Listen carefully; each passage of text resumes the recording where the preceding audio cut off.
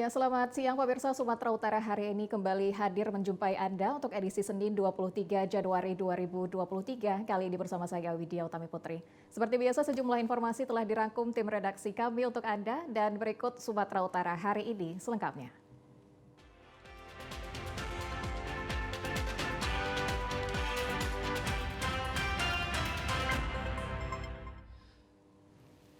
Pemirsa, Gubernur Sumatera Utara Edi Rahmayadi berharap Aceh sepakat dapat terus membantu mendorong pertumbuhan perekonomian Sumatera Utara, sehingga perekonomian Sumatera Utara lebih cepat pulih di tahun 2023.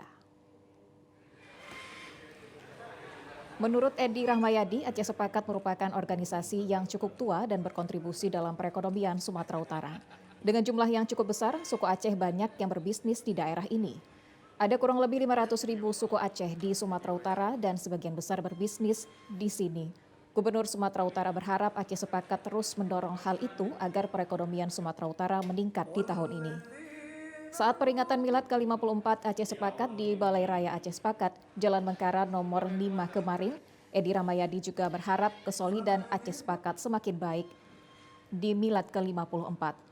Semakin baiknya organisasi, menurut Edi Rahmayadi akan memberikan dampak kepada masyarakat Aceh, terutama yang ada di Sumatera Utara. Gubsu berpesan untuk menjaga kesolidan untuk membesarkan organisasi ini. Hadir pada peringatan Milad ke-54, antara lain tokoh Aceh Yusuf Hanafiah, serta tokoh budaya dan agama. Hadir juga Kadis Komunikasi dan Informatika Sumut Ilyas Sitorus, Kadis Kepemudaan dan Keolahragaan Baharudin Siagian, Kabiro Kesra Muhammad Rahmadani, dan OPD terkait lainnya. Tidak muda lagi, usia yang benar-benar sedang maksimal untuk berbuat kepada negara dan bangsa, terkhusus untuk Sumatera Utara. Aceh Sepakat sebagai organisasi paguyuban yang bisa ikut serta membangun Sumatera Utara, menjaga perekonomian Sumatera Utara, dan yang paling penting adalah membantu melaksanakan pertumbuhan ekonomi di Sumatera Utara. Aceh Sepakat Sumatera Utara sebagai organisasi yang sudah berbadan hukum dan SK Kesbangpol Sumut senantiasa dalam berkah dan ridho Allah Subhanahu wa Ta'ala. Aceh Sepakat Sumut mengangkat semboyan menghimpun yang terserak, menjemput yang tertinggal. Kepengurusan Aceh Sepakat pun sudah melakukan konsolidasi dengan semua elemen masyarakat Aceh maupun masyarakat etnis lainnya yang ada di Sumatera Utara.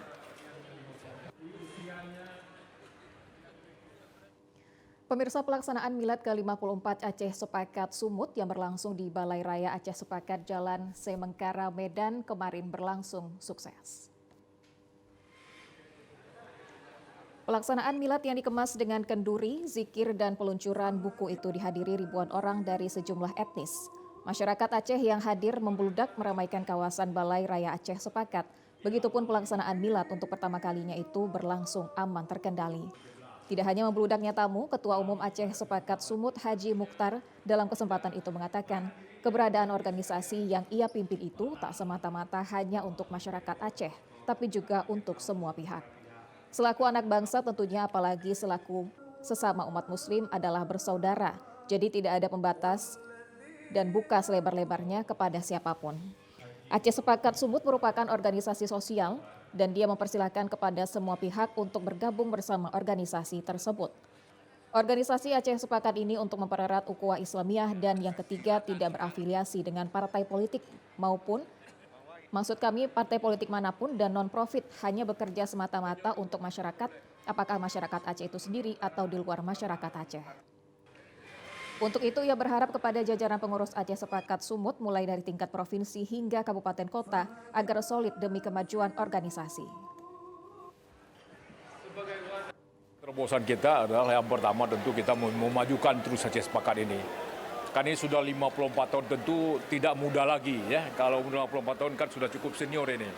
Nah yang selama ini yang masih kurang ya kita terus lakukan penambahan. Contoh misalnya cabang-cabang, kita terus memperbanyak cabang-cabang yang ada di Sumatera Utara. Sekarang kan sudah 34, lebih kurang 34. Nanti akan terus kita berkembangkan. Yang kedua tentu kita juga akan mendorong perekonomian. Ya, kita banyak UMKM ya, yang sampaikan Pak Gubernur juga tadi, UMKM orang Aceh, apakah dia kedai kopi, mie dan sebagainya, kita akan dorong motivasi mereka supaya mereka terus bisa berkembang, dan tentu juga mereka menjaga ukhuwah, ya, tentu juga menjaga keamanan, ketentraman masyarakat Sumatera Utara ini. Aceh sepakat terus berupaya untuk menjadi organisasi yang berguna untuk seluruh masyarakat terutama di Sumatera Utara pada Milad ke-54 ini. Mukhtar juga berharap organisasi yang dipimpinnya introspeksi diri agar lebih baik lagi ke depannya. Aceh sepakat harus mampu menjadi organisasi yang berguna bukan hanya untuk suku Aceh saja, tetapi juga Sumatera Utara dan juga Indonesia. Dan di Milad ke-54 ini, mari kita introspeksi diri, membenahi apa kekurangan diri sehingga bisa menjadi organisasi yang lebih baik ke depannya. Ketua Panitia Milad ke-54 Aceh Sepakat Sumut Suryadin Nur Nikmat mengucapkan terima kasih atas dukungan dari Ketua Umum Aceh Sepakat Sumatera Utara. Mantan Ketua Umum Aceh Sepakat Sumut tahun 1968. Dalam kesempatan itu, Profesor Haji Muhammad Yusuf Hanafiah yang sudah berusia senja dengan semangat menerangkan sejarah Aceh Sepakat yang dibentuk untuk menyatukan masyarakat Aceh yang terkotak-kotak pasca G30 SPKI dan situasi politik Nasakom pada waktu itu. Berkembang dengan pesat dengan berbagai macam kegiatan sosial. Generasi penerus saya harapkan akan terus mengabdikan yang baik untuk masyarakat selanjutnya, dan Aceh Sepakat tetap bersatu. Ya, luar biasa, oleh karena waktu Aceh Sepakat itu berdiri tahun 68, masyarakat Aceh di Medan juga masih sangat terbatas, sedangkan sekarang Aceh Sepakat telah mempunyai 34 buah cabangnya di Sumatera Utara, yang berarti jumlah anggotanya cukup beratus ribu. Ya. Beralih ke informasi lain, pemirsa, untuk meningkatkan syiar Islam dari masjid ke masjid, Pangdam 1 Bukit Barisan rutin melaksanakan safari subuh berjamaah. Pangdam 1 Bukit Barisan Maijen TNI Ahmad Daniel Kardin melaksanakan safari subuh berjamaah di Masjid Al-Ikhlas, Jalan Seroja, Medan, Sunggal. Safari subuh yang dilaksanakan dari masjid ke masjid ini diawali dengan sholat subuh berjamaah.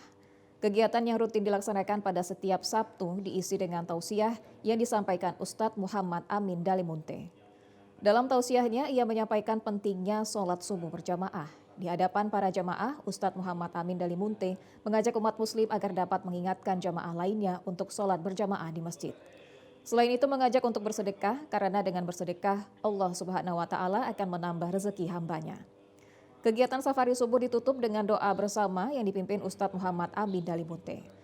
Panglima Kodam 1 Bukit Barisan Mayor Jenderal TNI Ahmad Daniel Kardin mengatakan, selain sholat subuh berjamaah, masjid juga dapat dimanfaatkan dengan kegiatan ibadah lainnya seperti mengaji Al-Quran. Masjid adalah pusat budayanya Islam, pusat pengembangannya akhlaknya Islam. Jadi tidak hanya untuk beribadah di masjid, tapi semua kegiatan yang terkait dengan agama Islam kita bisa lakukan. Kita awali dari masjid. Saya kira ini yang kita lakukan hari ini. Semoga kita bisa lakukan lanjut. Nanti akan kita berlanjut ke masjid-masjid lain. Dan kita harapkan juga kegiatan ini tidak hanya satu kelompok ini. Kita nanti safari subuh Arafah ini banyak personel yang ada di sini. Mungkin nanti bagian-bagian personel tertentu nanti membentuk kelompok-kelompok lain melakukan yang sama, sehingga kegiatan-kegiatan seperti ini semakin lebih banyak dilakukan oleh tidak hanya satu kelompok. Pangdam 1 Bukit Barisan bersama jamaah safari subuh juga mengajak warga untuk meramaikan masjid di lingkungannya masing-masing. Bupati Tapanuli Selatan Doli Parlindungan Pasaribu mengajak seluruh komponen masyarakat untuk ikut serta dalam mendukung pembangunan Kabupaten Tapanuli Selatan yang lebih maju. Sinergitas antara pemerintah dengan seluruh lapisan masyarakat termasuk organisasi masyarakat sangatlah penting, mengingat pelaksanaan pembangunan yang berkesinambungan memerlukan keterlibatan semua pihak. Hal tersebut disampaikan Bupati Tapanuli Selatan Doli Parlindungan Pasaribu pada saat peletakan batu pertama pembangunan kantor MPC Pemuda Pancasila Kabupaten Tapanuli Selatan. Dalam sambutannya, Bupati Tapanuli Selatan mengajak seluruh pengurus MPC Pemuda Pancasila ikut serta dalam mendukung pembangunan di wilayah Kabupaten Tapanuli Selatan. Atas penantian puluhan tahun, MPC Pemuda Pancasila Tapanuli Selatan, kita dirikan hari ini kantor yang tentunya di lokasi yang sangat sejuk, dan kita harapkan nantinya kantor tersebut menjadi tempat bernaung kawan-kawan di Pemuda Pancasila.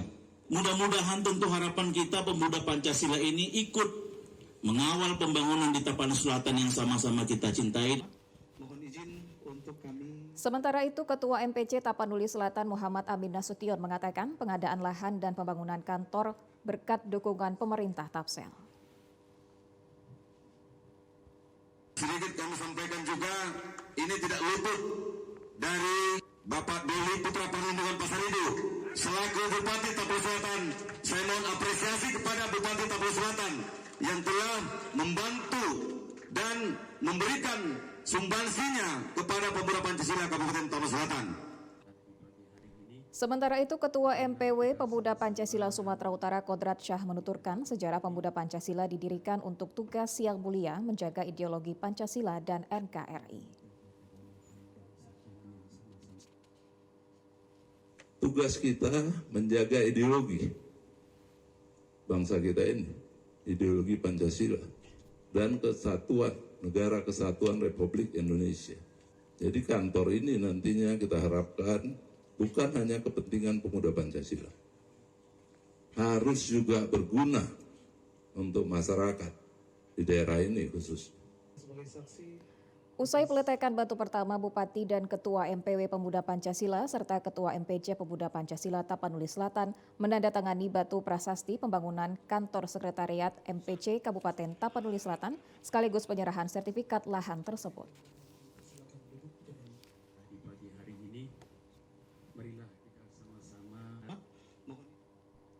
Ya pemirsa, beragam informasi menarik lainnya akan kembali kami hadirkan usai jeda berikut. Untuk itu tetaplah bersama kami di Sumatera Utara hari ini.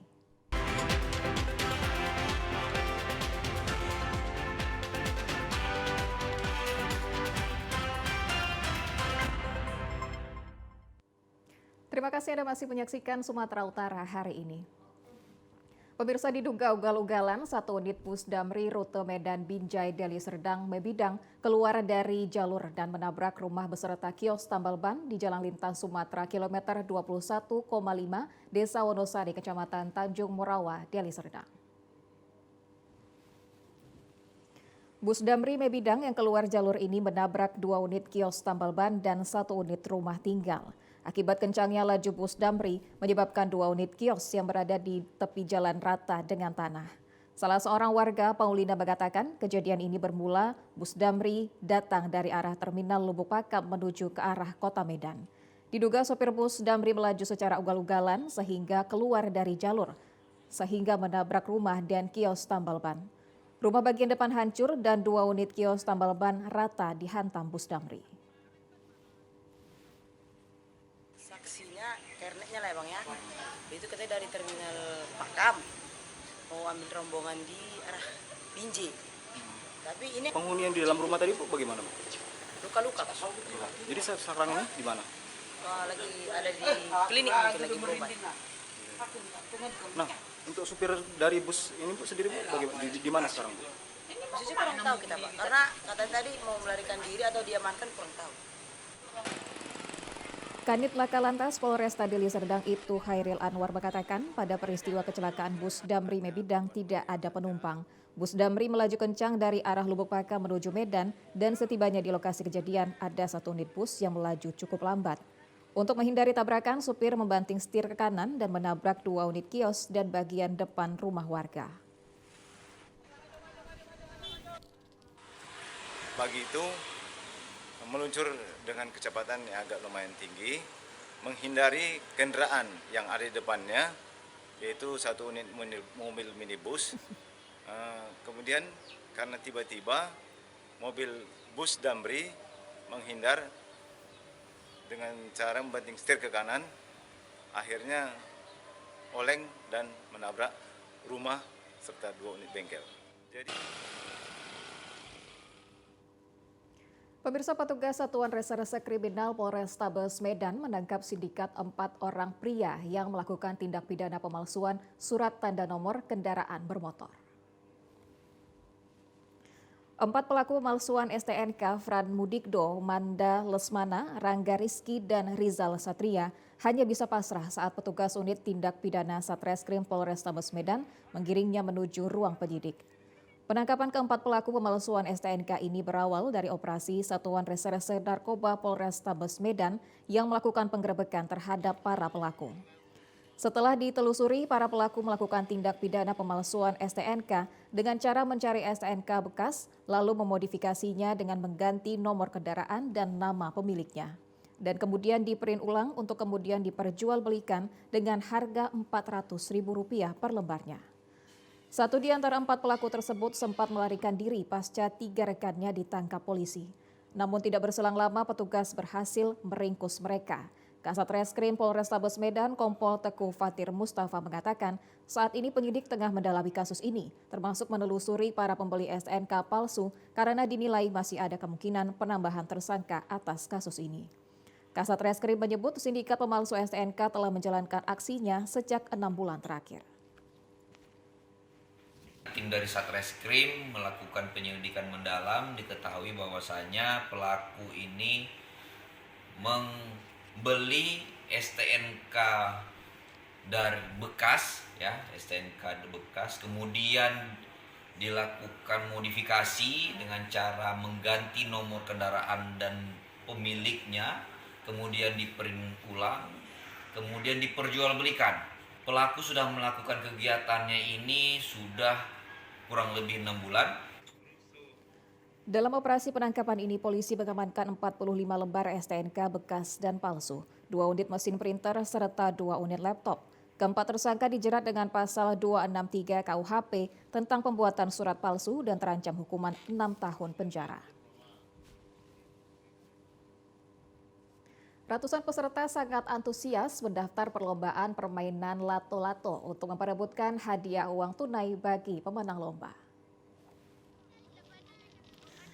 Ratusan masyarakat termasuk anak-anak di Kelurahan Simpang Gambir, Kecamatan Linggabayu, Kabupaten Mandailing Natal, memadati lapangan dan fasilitas umum untuk menyaksikan perlombaan permainan tradisional lato-lato untuk memperebutkan hadiah jutaan rupiah. Kegiatan ini dilaksanakan Naposo Nauli Bulung, Kelurahan Simpang Gambir, bertujuan untuk menjalin silaturahmi dan mengisi waktu libur pada peringatan perayaan Imlek. Kegiatan ini juga bertujuan untuk mengurangi anak bermain game di handphone. Tujuannya ya pertama untuk menjalin silaturahim antar anak-anak, khususnya masyarakat Simpang Gambir lah, Kelurahan Simpang Gambir kita di kecamatan kita ini. Ya memang kalau kita kaji, permainan lato-lato ini ada sisi positif dan negatifnya lah. Yang pertama ya kalau yang nggak pandai bisa kena mata, melukai dirinya lah. Ya sisi ini positifnya itu tadi, anak-anak agak lupa lagi bermain HP. Permainan lato-lato merupakan permainan keterampilan motorik dan fisik anak. Setiap permainan diperlukan kontrol gerakan motorik tangan, juga berperan sehingga gerakan lato-lato bisa berhasil.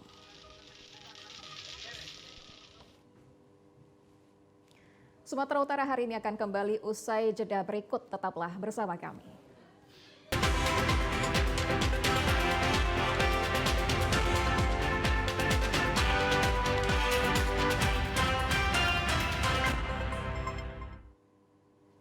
Pemirsa, komplotan pelaku penipuan yang mengaku sebagai pegawai Kejaksaan Tinggi Sumatera Utara dibekuk petugas Satreskrim Polrestabes Medan. 5 pelaku tersebut melancarkan aksinya melalui telepon dan berhasil meraup keuntungan puluhan juta rupiah. Satuan Reserse Kriminal Polrestabes Medan membekuk 5 orang komplotan penipu lelang mobil bermodus pegawai Kejati, Sumatera Utara.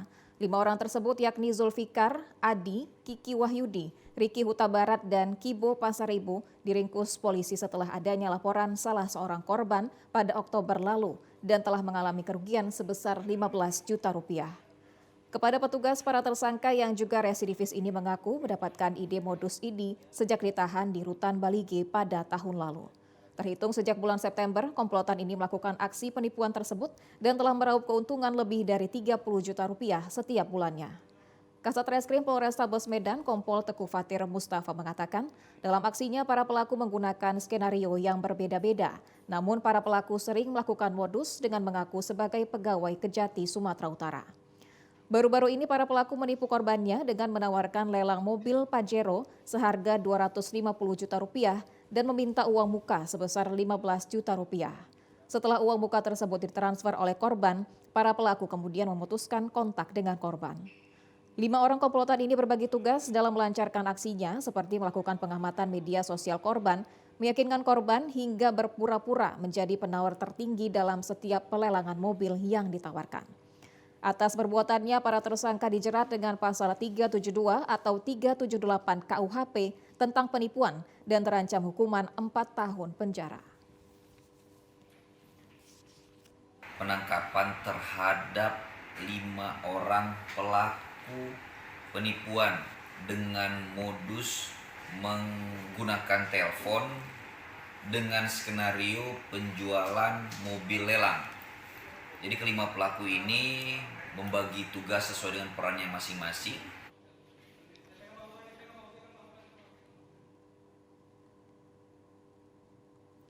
Libur Tahun Baru Imlek 2574 dimanfaatkan masyarakat untuk berkunjung ke objek wisata di Serdang Bedagai. Wisata Pantai Mangrove menjadi alternatif liburan warga Sergai dengan pasir putih dan hutan mangrove yang rimbun. Pantai Mangrove berlokasi di Desa Sei Nagalawan, Kecamatan Perbaungan, Kabupaten Serdang Bedagai. Menjadi tempat alternatif bagi warga Sergai yang ingin mencari tempat liburan pada Imlek tahun ini. Pantai hutan mangrove dikelola secara swadaya oleh masyarakat sekitar untuk memberikan wisata edukasi tentang pentingnya pohon bakau. Panorama sebagian besar pantai ini ditumbuhi pohon mangrove. Wisata pasir putih ini cukup menarik bagi pengunjung yang datang untuk melihat hempasan air laut yang indah. Untuk melepas kepenatan setelah melakukan aktivitas sehari-hari.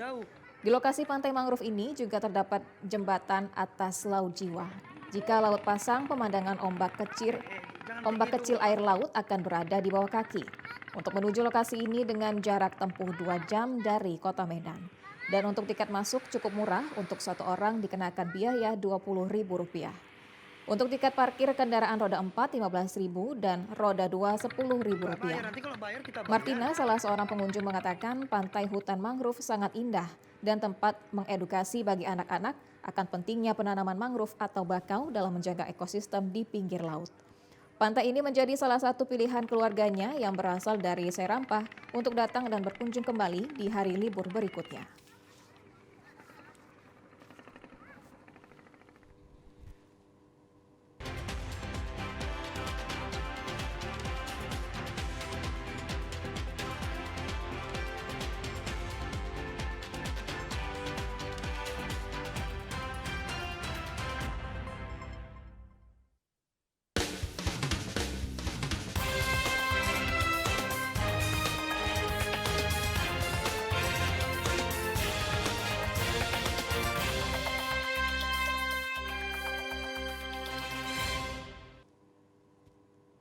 Perayaan ibadah Tahun Baru Imlek 2023 di Kabupaten Tanjung Jabung Barat berbeda dari tahun sebelumnya.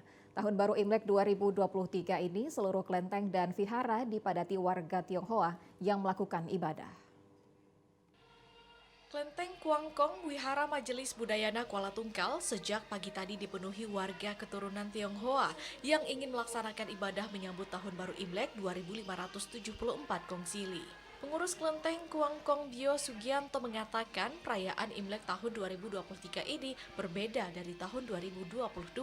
Pada tahun sebelumnya perayaan Imlek masih dibatasi karena pandemi COVID-19. Tahun 2023 ini pandemi COVID-19 telah melandai, pemberlakuan pembatasan kegiatan masyarakat telah dicabut. Kondisi ini membuat warga Tionghoa berbondong-bondong datang ke kelenteng dan wihara guna merayakan Imlek. Mereka melakukan pembakaran lilin dan berdoa meminta kebaikan. Di tahun Sio Kelinci Air ini penuh harapan kebaikan, terutama terhadap keamanan dan kedamaian agar terjaga dengan baik. Pengurus Majelis Budayana Kabupaten Tanjung Jabung Barat Widya Astuti mengatakan ada perbedaan dalam perayaan Imlek yang dilakukan oleh warga Tionghoa. Umat yang menganut Budayana tidak merayakan Imlek melainkan hanya melaksanakan ibadah. Setelah pemberlakuan pembatasan kegiatan masyarakat dicabut, kegiatan di tempat-tempat ibadah umat Buddha dan Konghucu kembali ramai. Didi Haryadi, TVRI Jambi melaporkan.